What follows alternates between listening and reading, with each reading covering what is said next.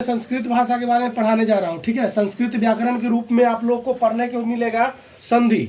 संधि किसे कहते हैं, संधि विच्छेद क्या है, तो देख लीजिए यहाँ पर मैंने लिख दिया है संधि।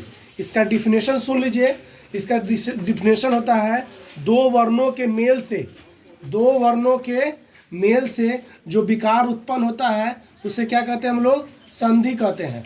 वर्णों के मेल से जो विकार उत्पन्न होता है उसे क्या कहते हैं हम लोग, संधि कहते हैं। वर्णों के मेल से जो विकार उत्पन्न होता है, ठीक है, उसे ही हम संधि कहते हैं। संधि मुख्यतः तीन प्रकार के होते हैं। संधि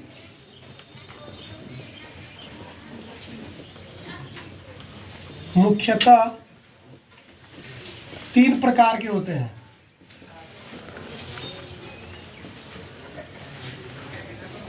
संधि मुख्यतः तीन प्रकार के होते हैं। ठीक है, आपका देख लीजिए वो तीनों प्रकार आएगा। पहला स्वर संधि, दूसरा व्यंजन संधि, तीसरा विसर्ग संधि।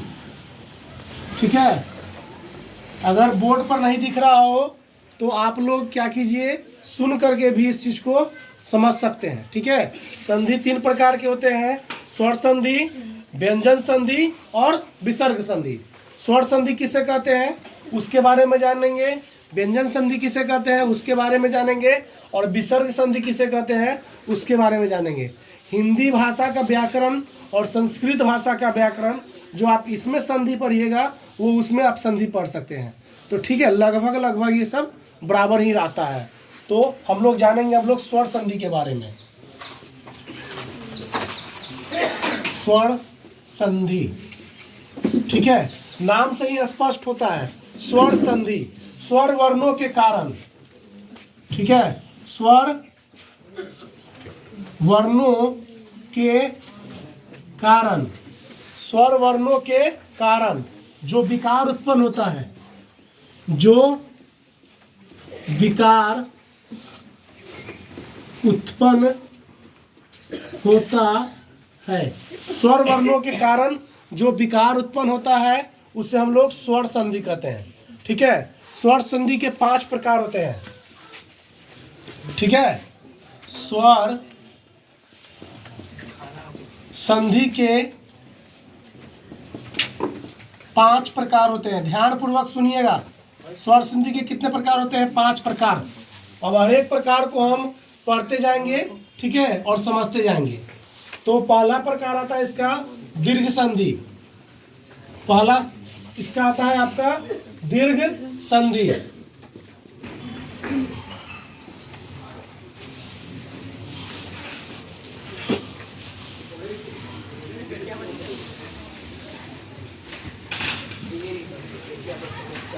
पहला आपका आता है दीर्घ संधि। तो देखिए दीर्घ संधि क्या होता है, इसमें क्या होता है, आपने ये पढ़ा है, क्या कहते हैं, स्वर वर्ण और व्यंजन वर्ण पढ़ा है। तो इसमें हरस स्वर और दीर्घ स्वर पढ़े होंगे।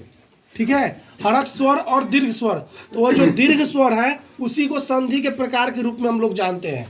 तो दीर्घ संधि में क्या होता है, देखिएगा, अ जोड़ अ, अ जोड़ अ, क्या आ जाएगा, आ, जिसको बोलने में ज्यादा समय लगे। ई जोड़ ई, बड़ी ई, ठीक है, ऊ जोड़ ऊ, ठीक है, बड़ा ऊ। तो इस टाइप से इसमें पढ़ा जाता है। या आप लिख सकते हैं, ठीक है, या आप इसमें और लिख सकते हैं, अ जोड़ आ, तब भी क्या आएगा आपका, आ ही आएगा, समझे। ई जोड़ अगर दीर्घ ई लगाएगा तब भी आपका दीर्घ ई ही लाएगा, यानी कि इसमें जब भी आएगा तो बड़ा ही आएगा। ठीक है, यानी कि दीर्घ स्वर ही आएगा। ये सब क्या है, दीर्घ स्वर है, इस सबको कहते हैं हम लोग दीर्घ सर्ग वर्ण की भाषा में। तो आप लोग समझिए, इसका उदाहरण देख लीजिएगा। इसका एक उदाहरण हम आप लोग को बता देते हैं।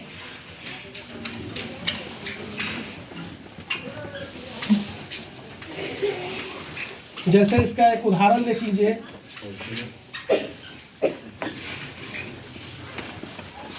शिव जोड़ आलय, शिव जोड़ आलय, शिवालय, शिव जोड़ आलय, शिवालय।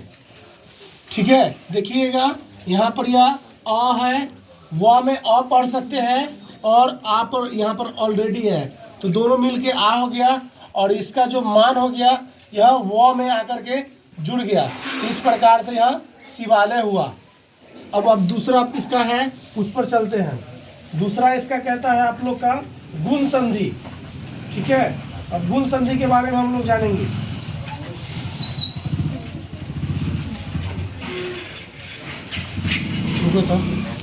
के दूसरे नंबर पर है आप लोग का गुण संधि। ठीक है, गुण संधि के बारे में जान लीजिए। ठीक है, ये कहता है इस संधि के बारे में, अ के बाद अगर ई आए तो ए हो जाएगा, आ के बाद ई आए तब भी ए होगा, अ के बाद अगर उ आएगा तो ओ हो जाएगा। ठीक है, अ के बाद अगर री आएगा तो क्या हो जाएगा, और हो जाएगा। तो इस चीज़ों को आप लोग समझिए। ठीक है, इसका कहना क्या है, ये पहला बार कह रहा है कि अ के बाद अगर ई आए तो क्या हो जाएगा, ए हो जाएगा। अ के बाद क्या आ जाएगा, ई आ जाएगा तो ए हो जाएगा। यदि आ के बाद बड़ी ई आ जाएगा तब भी ए होगा। ठीक है, तभी ये किसका स्वरूप है आपको पता है, वर्ण पढ़े होंगे तो वर्ण में यह आपका हरस स्वर का स्वरूप है। जिसको बोलने में कम समय लगे उसे बोलते हैं हम लोग हरस स्वर, और जिसको बोलने में ज़्यादा समय लगे उसको बोलते हैं हम लोग दीर्घ स्वर। ठीक है, तो यहाँ पर यह देखिएगा, ये हरस स्वर का उदाहरण है। अब मान लीजिए अ के बाद अगर उ आ जाए तो क्या लिखेंगे हम लोग, ओ लिखेंगे, या अ के बाद बड़ी उ आ जाए तब भी क्या लिखेंगे हम लोग, ओ लिखेंगे। यदि अ के बाद अगर री आ जाए, अ के बाद री आ जाए तो इसको क्या लिखेंगे हम लोग, और लिखेंगे। समझे, तो यह इसका क्या है, एक डिफिनीशन का माध्यम है। इसके माध्यम से आपके परीक्षा में पूछ सकता है कि अ और ई किसका स्वरूप है, तो पता रहेगा तब ना बताइएगा। तो आप लोग को जानकारी इस चीज़ की लेनी होगी, और इसका हम एक दो उदाहरण आप लोग को अब बता देते हैं, उसके माध्यम से आप लोग समझिएगा कि इसको कैसे समझा जा सकता है। जैसे परम जोड़ ईश्वर, आप लिख सकते हैं परम जोड़ ईश्वर, परम जोड़ ईश्वर, सॉरी संस्कृत है, भोर पढ़ा रहे थे कि बार बार हम हिंदी पढ़ा रहे हैं। परम जोड़ ईश्वर, तो देखिएगा म में अ की मात्रा है, म में अ की मात्रा है, और यहाँ पर ये आपका बड़ा ई है, यह दोनों मिल करके क्या बन रहा है, ए, और ए की मात्रा क्या है, ऊपर एगो एकले, यही ना होता है, हम लोग बच्चे में पढ़े हैं। तो कुछ नहीं कर रहा है, यहाँ पर लिखना है पर में, और ये दोनों यहाँ का दोनों मिल करके ई की मात्रा, ए की मात्रा ये आ रहा है, तो यहाँ पर में और क्या हो जाएगा, स्वर, क्या हो जाएगा, परमेश्वर। समझे, यानी कि यह ई का लोप हो गया क्योंकि यहाँ पर ए की मात्रा के रूप में व्यवस्थित हो गया, तो ये हो गया आपका परमेश्वर। इसका एक दूसरा भी उदाहरण समझ लीजिए, जैसे लिखा हुआ है देव इति, देव जोड़ इति, देव इति, तो देखिएगा यहाँ पर यहाँ व में अ की मात्रा है और यहाँ पर ई है, तो दोनों मिलके क्या हो जाएगा, ए, और ए की मात्रा क्या होती है, एकले वाला। ठीक है, तो इसको देखिएगा क्या लिखेंगे, दे, और ई हट करके इस पर आ जाएगा देवेति, देवेति। समझे, इस प्रकार से इसको आप समझ सकते हैं। इसका तीसरा है आप लोग का यन संधि, ध्यान पूर्वक समझिएगा, यह है यन संधि।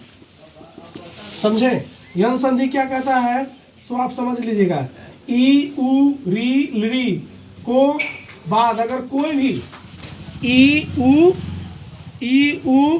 री ली के बाद यदि कोई भी स्वर आए, ई उ ली के बाद यदि कोई भी स्वर आए तो ई का य में, ठीक है, इस प्रकार से बदल जाता है।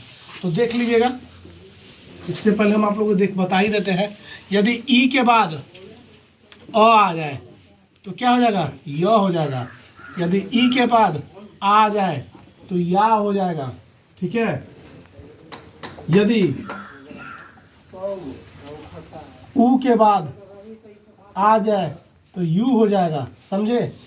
तो अगर आप समझिए री के बाद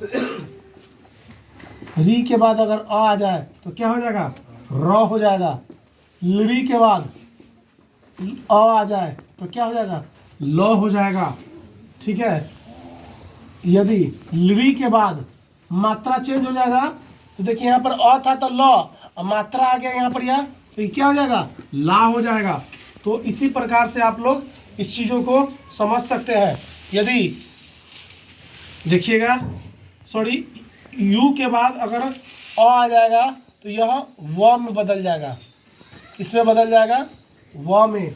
और ई के बाद अगर ऊ आएगा, ई के बाद अगर ऊ आएगा तो यू हो जाएगा। इस चीज़ों को आप लोग समझ लीजिए। और इसका अब हम उदाहरण बता देते हैं आप लोग को। उदाहरण क्या है, जैसे इसका होगा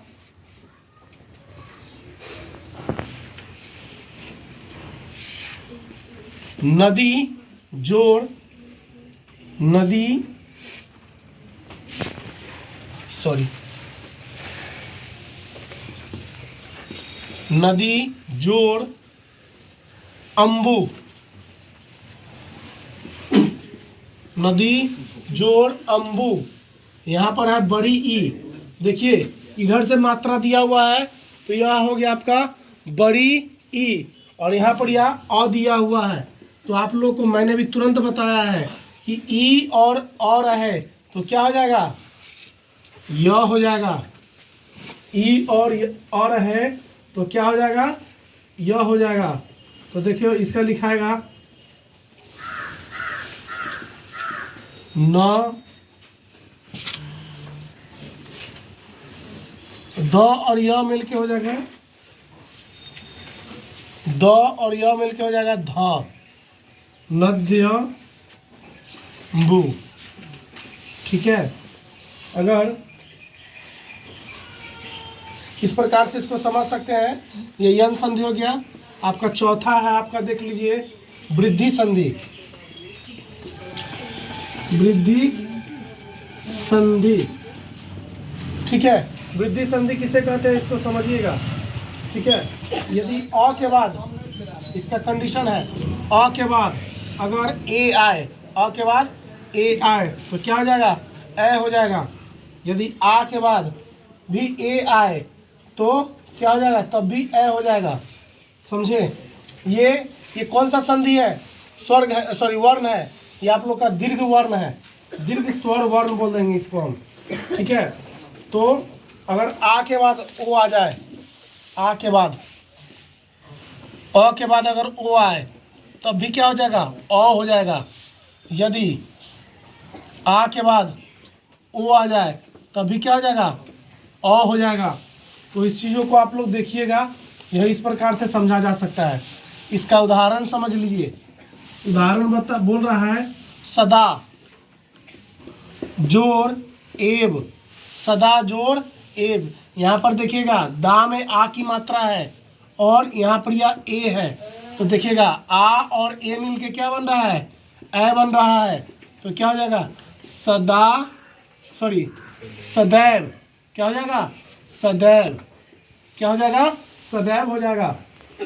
उसके बाद आप लोग देख लीजिएगा विद्या, एक और इसका देख लीजिएगा, विद्या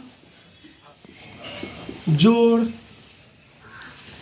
ओघ, विद्या जोड़ ओघा, सॉरी सब में विसर्ग है, विसर्ग हम लोग नहीं लगाए हैं। विद्या जोड़ ओघा, तो देखिएगा यहाँ पर ये आ की मात्रा है और यहाँ पर ओ है, तो क्या हो जाएगा, अ हो जाएगा। तो ये हो जाएगा विद्धौ, विद्धौघ, क्या हो जाएगा, विद्धौघ, समझे। चलिए अभी हो गया। अब इसका लास्ट है स्वर संधि का आप लोग का अयादि संधि। अयादि,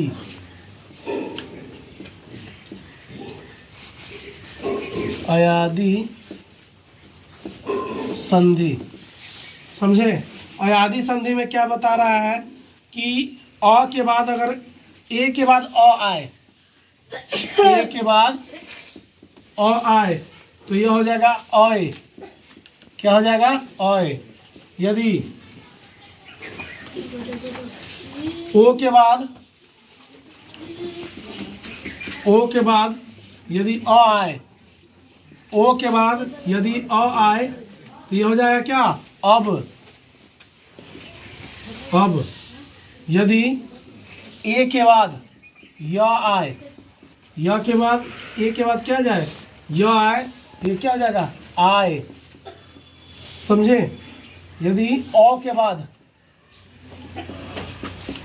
बाद यदि अ आए तो क्या हो जाएगा? आव। देखिए यहाँ प्रिया, ओ था तो अब अ हो गया तो आव, मात्रा बढ़ गया। तो इसी प्रकार से ये समझा जा सकता है। इसका एक उदाहरण समझ लीजिए। इसका भी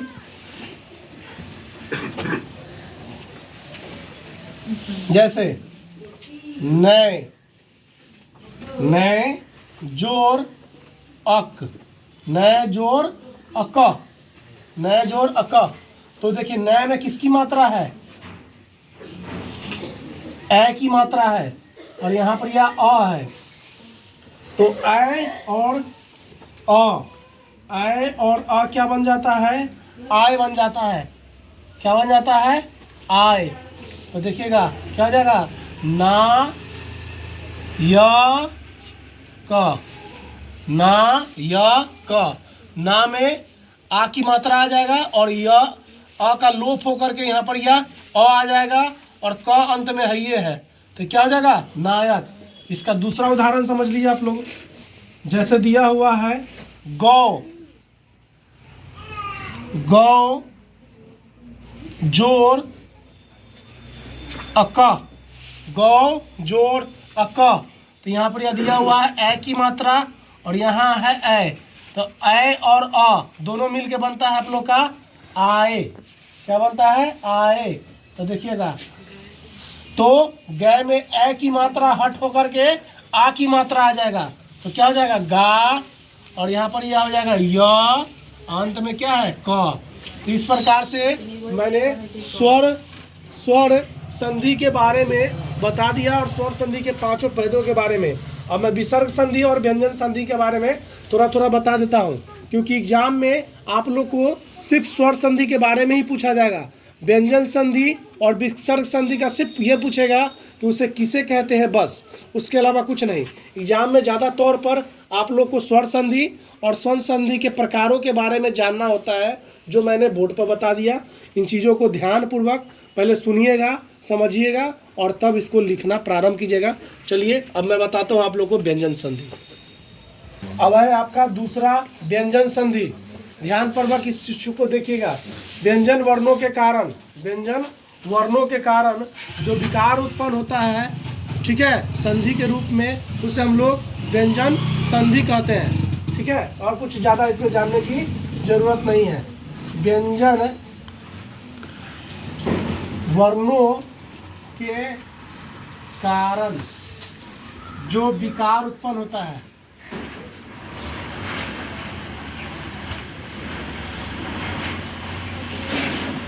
व्यंजन वर्णों के कारण जो विकार उत्पन्न होता है उसे हम लोग व्यंजन संधि कहते हैं। इसके बाद आपका अगला विसर्ग संधि।